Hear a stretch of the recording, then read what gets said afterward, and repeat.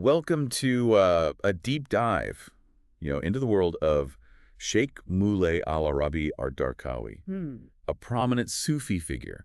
We'll be exploring his life and teachings based on excerpts from the book, Right. The Darqawi Way, the letters of Shaykh Mawlay al-Arabi Darqawi. Okay. Get ready for a journey through some really powerful concepts about self-transformation and the Sufi path to closeness with the divine. It's fascinating stuff. You're going to see why Darqawi's work is still so influential centuries later. Okay, so to set the stage, who exactly was Shaykh Mawlay al-Arabi Darqawi? What makes him such a key figure in Sufism? Well, the book describes him as a famous wali and great Siddiq, which translates to a close friend of God and a truthful one. Wali is a term used for someone who's considered especially close to God, almost like a saint in some traditions. Okay. And Siddiq emphasizes his truthfulness and trustworthiness in spiritual matters. So already we're seeing that he's held in very high regard. Absolutely. He was born into the Banu Zarwal tribe in Morocco, known for its strong spiritual lineage. Think about it. This tribe even had descendants of the 4 caliphs, the successors to the Prophet Muhammad. Yeah. You can imagine the kind of environment he grew up in. Wow, talk about a rich spiritual heritage. Right. Makes you wonder how much your upbringing shapes your path, Right. And he stayed deeply connected to his roots. Okay. Darqawi lived, taught, and died in Banu Zarwal. And his tomb there remains a site of pilgrimage today. You can almost sense the power of place and tradition woven into his teachings. And speaking of tradition, one of Darqawi's most fundamental teachings revolves around the importance of having a spiritual guide, known as a sheikh. He really emphasizes that having a sheikh is not just helpful, it's essential on the Sufi path. He doesn't mince words, does he? No. There are some pretty strong statements in his letters about this. Yeah. Like, whoever has no sheikh, shaitan is his sheikh. Exactly. Shaitan is another term for Satan or the devil. Okay. Basically representing negative spiritual forces. Right. So he's saying that if you're trying to walk the Sufi path without guidance, you're basically letting those negative forces lead you astray. So it's not just about lacking direction, it's about being vulnerable to the wrong influences. He also says, whoever has no sheikh has no qibla. Meaning no direction, no compass in their spiritual practice. Okay. Qibla refers to the direction Muslims face when praying towards the Kaaba in Mecca. Okay. So without a sheikh, you're essentially lost on your spiritual journey. So you're wandering aimlessly in the spiritual desert, basically. Yes. It makes you realize how crucial that guidance is. And for Darqawi, a sheikh provides more than just instruction. They transmit baraka, which is a kind of spiritual blessing or energy believed to be essential for progress on the Sufi path. It's almost like they're passing down a spiritual legacy. Right. And there's a story in the book about Sidi Ali ibn Dawood that really brings this concept to life. Okay. Sidi Ali was in a state of deep spiritual longing, desperately seeking guidance. He went to the tomb of Mawlay Idris, a revered figure, to pray for direction.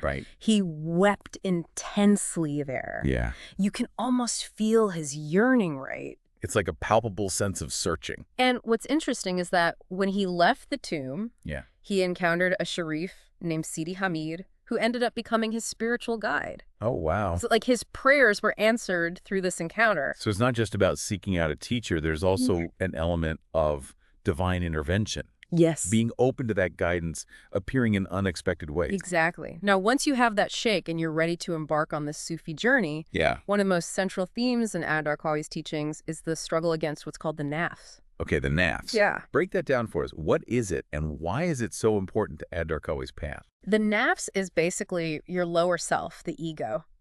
Think about it as the part of you that's driven by desires, impulses, selfishness, and ultimately distractions from the divine. Okay. It's that voice in your head telling you to indulge, to prioritize your own needs over others, and to get caught up in the fleeting pleasures of the world. Darqawi is very clear.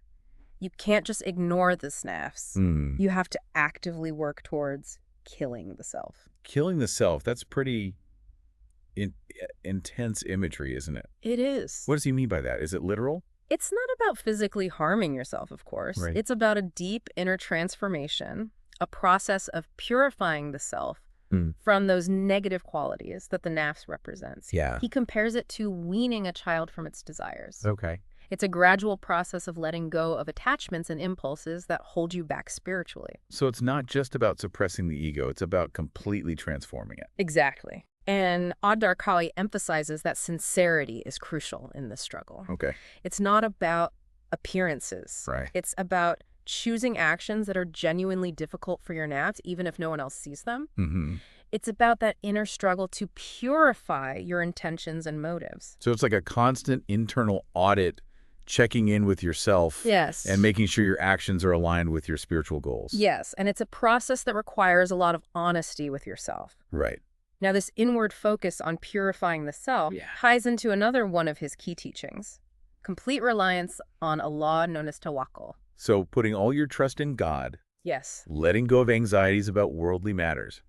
A lot of people struggle with that, even those who are devout. He's speaking directly to that struggle. Right.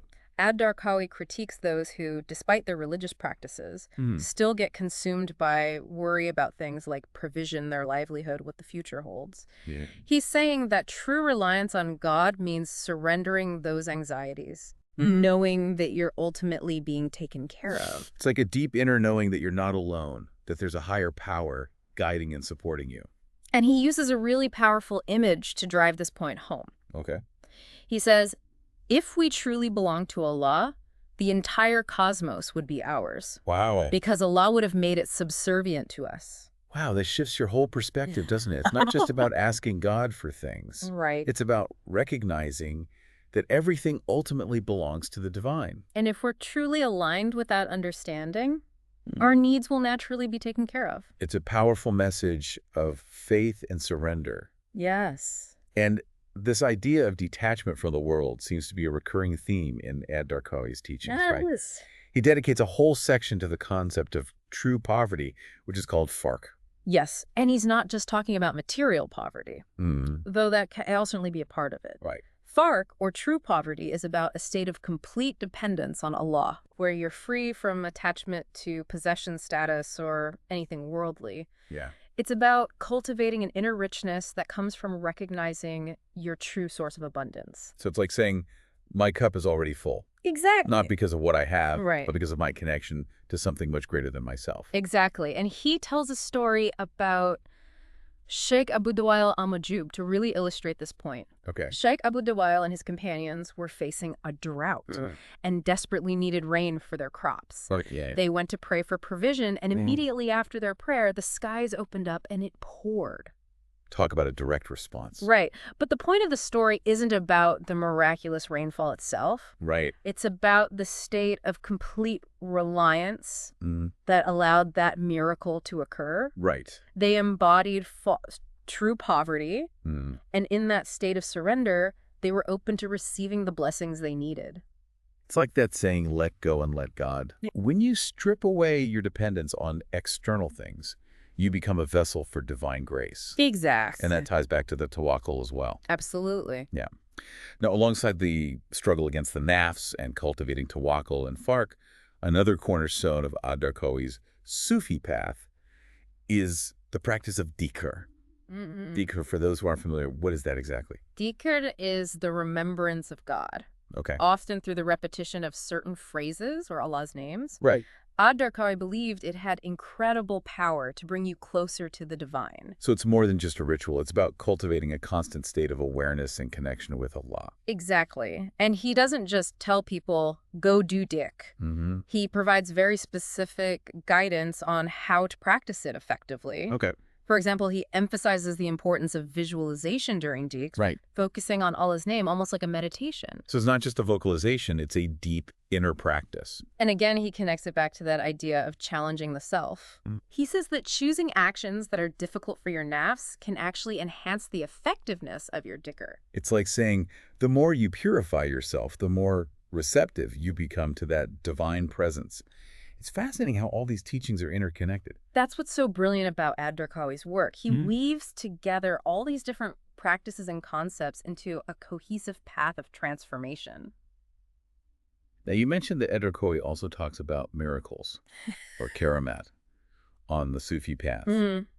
What's his take on those? Does he encourage people to seek them out? Well, this is where it gets really interesting. Okay. Darqawi acknowledges that miracles exist, but he cautions against becoming attached to them or seeking them for personal gain. So it's not about the spectacle, it's about the inner transformation. Exactly. He goes as far as to say that miracles can be a double-edged sword, potentially leading to arrogance and spiritual downfall if not handled with humility. They can feed the ego instead of dissolving it. Precisely. He even shares a story about a butcher who repents after mistakenly believing that a man who rejected his meat was a wali, someone close to God, who knew about the butcher's wrongdoing. Right. It highlights how easily we can misinterpret things and get caught up in the superficial.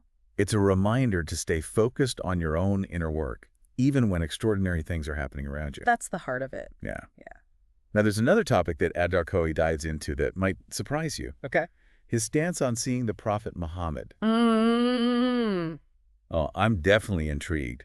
This is what I love about these deep dives. You never know what you're going to uncover. You ready to dive into that? Absolutely. Let's hear it. Yeah. So you were saying that Darqawi had some intriguing views on seeing the Prophet Muhammad. It's a fascinating part of his teachings. See, a common belief at the time was that you could only see the Prophet in dreams. But Darqawi completely refutes that idea. He claims he saw the Prophet while he was awake. Exactly. And he doesn't just state it as a personal experience. He backs it up by referencing other scholars and texts that support the possibility of such visions. He even mentions a specific book, Tanwir al-Halak, which contains numerous accounts of people having similar experiences. So he's challenging a widely held belief and grounding his own experience in a broader tradition. It makes you think about the nature of spiritual experience, doesn't it? Absolutely. What's possible, what we limit ourselves to believing. Absolutely. And this idea of pushing beyond limitations ties into another important theme in Darqawi's letters. The emphasis on following the sunnah. For those who aren't familiar, what's the sunnah? It's basically the practices and teachings of the Prophet Muhammad. Think of it as the blueprint for living a life that's pleasing to God. Darqawi is adamant that strict adherence to the sunnah is essential for spiritual progress. He's not messing around with that. It's not optional in his view. Right, it's the foundation. And his insistence on the importance of action reflects another core teaching, adab, or spiritual etiquette. I'm curious about that. What does adab look like in Darqawi's world? Is it about outward rituals or something deeper? It's about aligning your inner reality with your outward actions. It's not just about going through the motions of religious practices. It's about embodying the spirit of those teachings in every aspect of your life. Think about it this way. You could be perfectly following all the rituals and rules, but if your heart isn't in it, if you're not cultivating those inner qualities of humility, compassion, and sincerity, then you're missing the point. It's like saying walk the walk, don't just talk the talk. It's about bringing that spiritual awareness into your everyday actions and interactions. Exactly. And then there's this really intriguing section where Darqawi talks about a spiritual elixir that's possessed by the awliya, the friends of God, those who've reached a high level of spiritual realization. An elixir that sounds mysterious. What is it exactly? Does he give us a recipe? He doesn't define it explicitly, which makes it even more intriguing. It seems to represent a kind of deep internal transformation, a state of being that sets the awliya apart. A mark of their spiritual attainment, like a hidden treasure they've uncovered. And it connects back to that idea we were discussing earlier about true poverty of the spirit. It's like this elixir is the reward for that detachment from the world, the fruit of that inner purification. The true wealth is inner transformation. And finally, Darqawi gives us a surprisingly concise definition of Sufism itself. I'm ready. Hit me with his definition. He says Sufism is simply this: adherence to Islamic law, surrender to Allah, and good character. Wow. Short, sweet, and to the point. But like you said, each one of those elements is packed with meaning. Exactly. He's distilling it down to the core principles. Following the path laid out by the Prophet, surrendering your ego to the divine, and then manifesting that surrender through ethical living. Treating others with kindness and compassion. And that thread of detaching from worldly attachments, letting go of what doesn't truly matter, that runs throughout his letters, doesn't it? It's a constant reminder to free yourself from the things that hold you back from experiencing that divine presence. And that connection with something greater than yourself. It's like he's saying, stop clinging to the shore and dive into the ocean of divine love. So much to reflect on. We could spend hours unpacking all the layers of these teachings. Darqawi's letters really do offer a lifetime of contemplation. Yeah. They invite you to keep going deeper, to keep peeling back those layers of understanding. Exactly. But for now, let's start wrapping up this deep dive. What are some key takeaways for our listener to ponder as they go about their day? What should they be mulling over? Well, Darqawi presents a challenging but ultimately a very rewarding path of self-transformation. He emphasizes that it requires a deep commitment, a willingness to confront your ego and purify your heart. He's not offering any quick fixes or shortcuts to enlightenment, is he? Not at all. It's about dedication, consistent effort, and sincerity in your practice. And it's not just about intellectual understanding either, right? It's about embodying those teachings in your everyday life. That's where adab comes in. It's about walking the walk, not just talking the talk. It's like integrating those spiritual principles into the fabric of your being. And this brings up an important point. Okay. Darqawi's path is firmly rooted in Islamic tradition. He's not presenting some watered-down or New Age interpretation of Sufism. Right. His teachings are deeply connected to the Quran and the Sunnah of the Prophet. He's coming from a very specific lineage and tradition. But even if you don't follow the Sufi path or even Islam, there's still a lot to be gleaned from his teachings. The core principles he emphasizes, self-reflection, overcoming the ego, sincere devotion to a higher power, ethical living, these are universal themes that resonate across spiritual traditions. It's about finding those points of connection, seeing how they might apply to your own unique path, your own journey. Right, exactly. And that leads me to a final provocative thought for our listener. Okay. Darqawi presents a very demanding path of self-transformation through strict adherence to Islamic practices and the guidance of a spiritual master. But even if that's not your path, what resonates with you most from his teachings? Right. And how might these principles be applicable to your own life in your own unique way? That's a powerful question to sit with. It's about taking these teachings beyond the realm of theory and seeing how they can be lived, how they can shape our actions and interactions with the world. It's about that personal integration. That's where the real transformation happens. And that's what these deep dives are all about, right? Giving you the tools and inspiration to explore these ideas in your own way, to go deeper and discover what resonates with you. Exactly. And until next time, keep diving deeper, keep seeking, keep exploring. Remember, the journey of 1,000 miles begins with a single step. Beautifully said. And may your journey be filled with light and wisdom. It all comes back to that personal reflection and inner work. It makes you wonder, what would it look like to apply these principles in your own life? That's the beauty of Darqawi's teachings. They offer a framework, but ultimately it's up to each individual to find their own way to adapt those principles to their own unique circumstances and journey. It's like he's giving you a map. Right. But you get to choose the path you take, the stops you make along the way. And that's what these deep dives are all about, right? To spark that curiosity, to give you a taste of different perspectives, to encourage you to explore these ideas further and see where they lead you. Think of this as a starting point. We've just scratched the surface of what Darqawi has to offer. Exactly. His letters are like a wellspring of wisdom, full of insights that you can keep coming back to keep unpacking and integrating into your life. So if this deep dive has piqued your interest, what's the next step? What can you do to continue exploring these concepts? Well, I highly recommend checking out the Darqawi way yourself. Dive into those letters, savor them, reflect on them. See which teachings resonate most with you. Which ones challenge you, which ones inspire you. Let those words wash over. You let them seep into your soul. Don't be afraid to highlight passages. Jot down your thoughts, have conversations with friends about what you're learning. Let this be the beginning of your own personal deep dive into the world of Shaykh Mawlay al-Arabi ad-Darqawi. Who knows what treasures you might uncover? Beautifully said. And until next time, keep diving deeper, keep seeking, keep exploring. Remember, the journey of 1,000 miles begins with a single step. And may your journey be filled with light and wisdom. Thanks for joining us.